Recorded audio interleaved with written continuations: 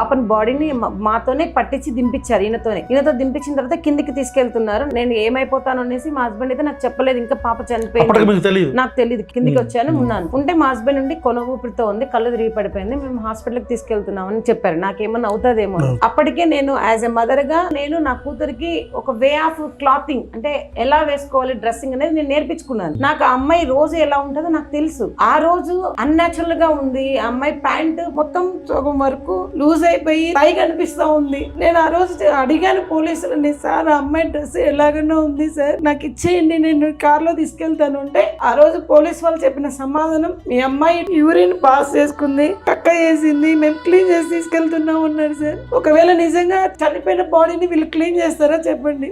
అలా అని పోలీస్ వాళ్ళు మా కార్ లో మేము తీసుకెళ్తామంటే లేదు అనేసి పోలీస్ వాళ్ళు వాంటెడ్ గా స్కూల్ వాళ్ళు నెంబర్ లేని సుమ్మలో మా భర్తను బాడీని తీసుకెళ్లి డైరెక్ట్ గా మార్చురీకి తీసుకెళ్లాను.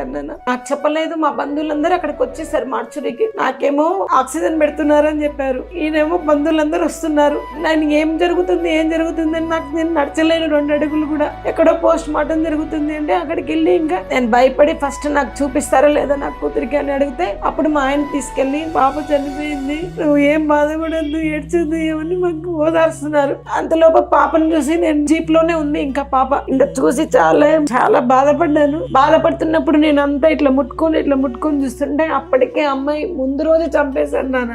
ఆ రోజు కాదు, ఆ రోజు చనిపోలేదు, ముందు రోజు చంపేశారు. అన్ని దెబ్బలు చేతి నిండా ఇట్లా వాతలు పడినట్లా పట్టుకుంటే ఎవరో ఆ దెబ్బలు. తర్వాత నేను మాకు అప్పుడు కనిపించిన గుర్తు వచ్చేసి కరెక్ట్ గా గొంతు దగ్గర బాగా తెగింది, రక్తం అంతా పోయి వైట్ స్కిన్ కనిపిస్తుంది, అంతా క్లీన్ చేసేసారు. అది మాత్రమే కనిపించింది. దాని తర్వాత పోస్ట్ మార్టం చేశారు.